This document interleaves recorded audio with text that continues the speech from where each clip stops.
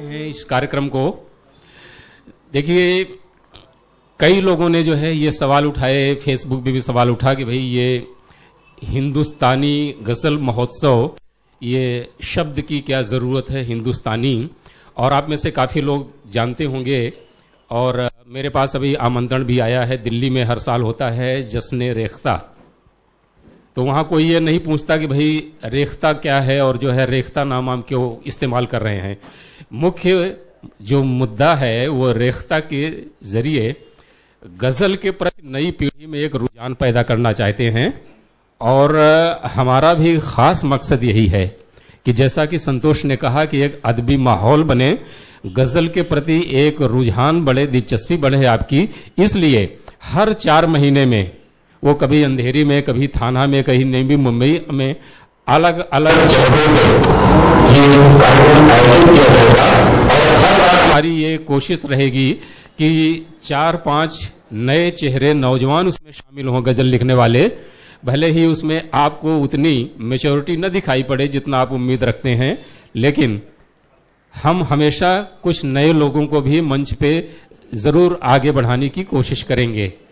और हमारे दोस्त काव्य प्रेमी बहुत अफजल भाई खत्री बैठे हुए हैं। अगर आप कांदीवली में भी चाहेंगे तो हिंदुस्तानी गज़ल वज़ल का मेहरा साहब, हाँ ज़रूर, हाँ तो हम करेंगे।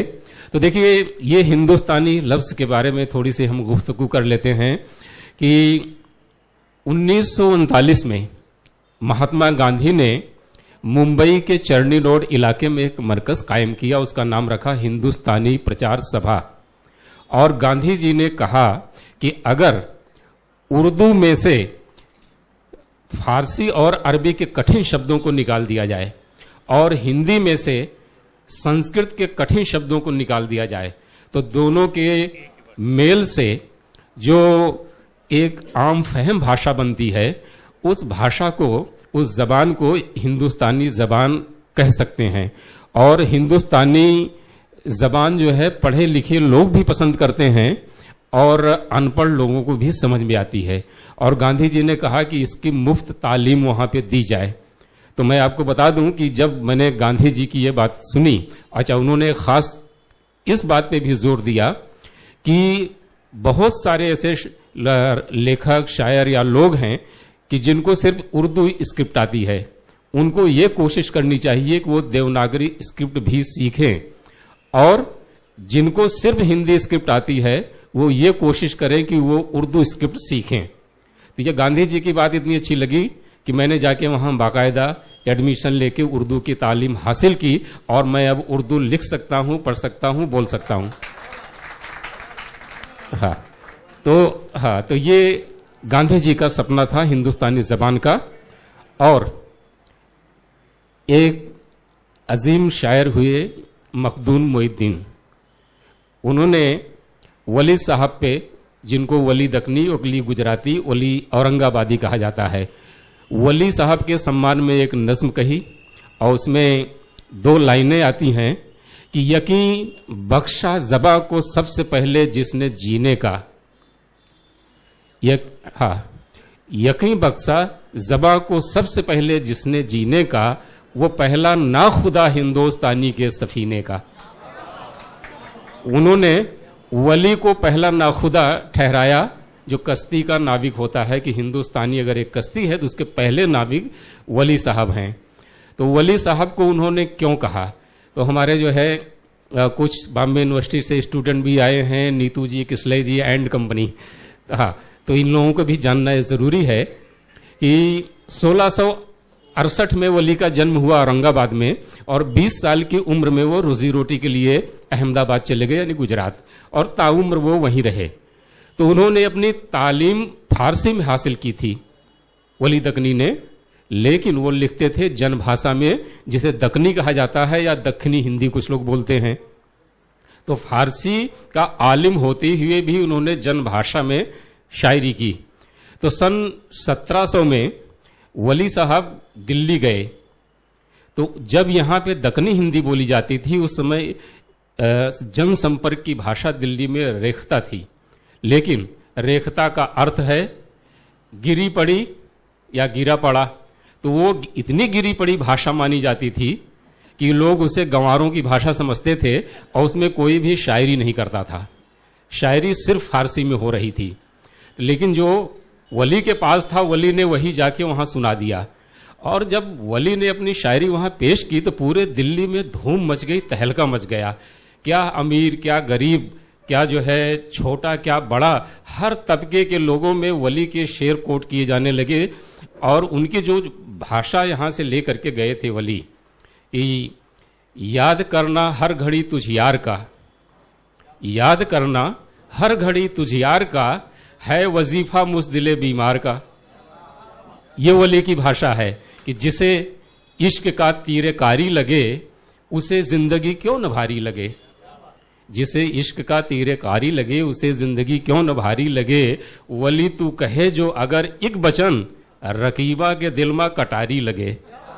ये वली की भाषा है कि खूबरू यानी सुंदर चेहरे वाले हसीन लोग खूबरू खूब काम करते हैं, एक निगाह में गुलाम करते हैं। हाँ, और वली का शेर है कि मुफलिसी सब बहार खोती है, मर्द का एतबार खोती है। तो ये भाषा, ये जबान लेके वली जब गए, पूरी दिल्ली में तहलका मच गया। तो लोगों ने ये सोचा कि ये तो हमारी रेखता से बहुत मिलती जुलती है, तो जब दक्कनी में वली इतनी अच्छी शायरी कर सकते हैं तो रेखता में क्यों नहीं। तो वहाँ रेखता में शायरी करने का काम शुरू हुआ। और उसका रिजल्ट जो आया बाद में, कई साल बाद, समझिए कि 1719 में वली का दीवान छपकर दिल्ली पहुंचा और 1722 में मीर साहब का जन्म हुआ। और जब मीर साहब ने शायरी शुरू की, एकदम वली साहब की जबान से अभिभूत थे। जो मीर साहब ने लिखा कि सिरहाने मीर के आहिस्ता बोलो, अभी टुक रोते रोते सो गया है। तो ये जो टुक है, जो कभू है, किसू है, ज्यूं है, त्यों है, ये सारे लफ्ज वली के यहाँ आ चुके थे। मीर साहब ने वहां से एडाप्ट किया, है ना। तो क्या बोलते हैं कि मीर साहब ने एक शेर भी लिखा कि गुफ्तगू रेख्ता में हमसे न कर, ये तो हमारी जबान है प्यारे। और आप जानते हैं कि मीर साहब के जो भी समकालीन शायर थे, मीर दर्द और सौदा वगैरह, उन सबके ऊपर भी वली का जबरदस्त असर पड़ा। और सौदा साहब की जबान देखी है कि सावन के बादलों की तरह से भरे हुए, सावन के बादलों की तरह से भरे हुए, ये वो नयन हैं जिनसे कि जंगल हरे हुए। ये वली की जबान का असर था सौदा पर।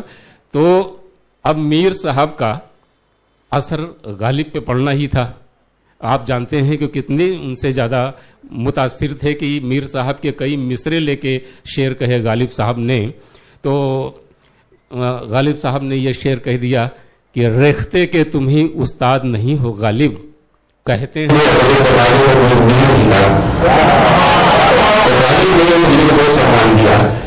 और आपको ये जानकर ताज्जुब होगा कि गालिब साहब ने हिंदी में भी गजल कही और ये उन्होंने खुद स्वीकार किया, जिसे आज ये हिंदुस्तानी कहा जा रहा है। तो 1857 के गदर के बाद में एक पत्रिका के एडिटर ने गालिब साहब को खत लिखा कि हमारी पत्रिका के लिए आप चंद गजलें भेज दें। तो गालिब साहब ने उस खत का जो जवाब लिखा, उनके खतों की किताब हिंदी में भी आ चुकी है, उसमें ये पत्र भी है कि मियाँ आपने गजल मांगी और अभी अभी जो हादसा गुजरा है, यानी 1857 का, तो गजल क्या है, गजल कैसे कही जाती है, मैं तो ये सब भूल गया। हाँ, मैंने इधर चंद गजलें हिंदी में कही थी, उसमें से एक गजल का एक शेर मुझे याद रह गया और जब दिल बहुत मायूस होता है तो मैं वो हिंदी गजल का वो शेर गुनगुना लेता हूं। तो गालिब ने कहा, लिखा कि जिंदगी अपनी जब इस हाल में गुजरी गालिब, जिंदगी अपनी जब इस हाल में गुजरी गालिब, हम भी क्या याद करेंगे कि खुदा रखते थे। जिंदगी अपनी जब इस हाल में गुजरी गालिब, हम भी क्या याद रखेंगे कि खुदा रखते थे। तो ये खुद उन्होंने कहा कि उनकी हिंदी गजल का शेर है। तो इसलिए जो है उस जमाने में ये भी हो गया था, कुछ लोग हिंदी उर्दू को एक ही कहते थे। एक लेख लिखा था भारतेंद्र हरिश्चंद्र ने अग्रवालों के ऊपर, उसमें एक लाइन भी आती है कि अग्रवालों के पूर्वजों की भाषा हिंदी अर्थात उर्दू थी। तो इसलिए दक्कनी हिंदी रेखता आई, फिर उर्दू, हिंदी, हिंदुस्तानी, गांधी तक। तो गांधी जी के सपनों को साकार करने की दिशा में एक कदम ये भी है जो हिंदुस्तानी गज़ल महोत्सव आपके सामने आयोजित किया गया है। और आप सब जानते हैं कि ये गज़ल की परंपरा मीरो गालिब से होते हुए आज तक यहाँ तक पहुँची है। और सुनने में हिंदी उर्दू में कोई फ़र्क नहीं है, बस लिखने में दो वो हैं, स्क्रिप्ट हैं, एक दाएं से लिखी जाती है, एक बाएं से, इतना से पढ़ते हैं, है ना। जैसा कि अकबर इलाहाबादी ने लिखा कि उर्दू और हिंदी में फ़र्क सिर्फ इतना, वो देखते हैं ख्वाब, हम देखते हैं सपना, है ना। हाँ, तो गज़ल जो है वो गज़ल की भाषा में लिखी जाती है। तो आइए अब इस कविता पाठ के सिलसिले को शुरू करते हैं। हमारे एक ख़ास मेहमान जो दिल्ली से तशरीफ़ लाए, दीक्षित दनकौरी साहब, वो ट्रैफिक में ज़रा फंसे हुए हैं, तो वो जब भी आएंगे उन्हें बाइज्जत मंच पे लाया गया। तो केतन परमार जी कहाँ पे बैठे हुए हैं? एक बहुत अच्छे नौजवान शायर से मैं चाहता हूँ इस महफिल का आगाज़ हो। केतन परमार।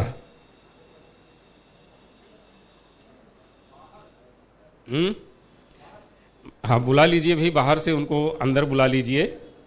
हाँ, और हमारे जितने भी यहाँ पर शायर हाजिर हैं, मैंने, हाँ केतन जी आइए। मैंने संतोष जी से कह दिया था कि हमें इस महफिल का बहुत खूबसूरत आगाज़ करना है, और उसमें एक जो है बहुत अच्छी गज़लें कहने वाला नौजवान केतन परमार आपके सामने हैं। आप तालियों से स्वागत करें।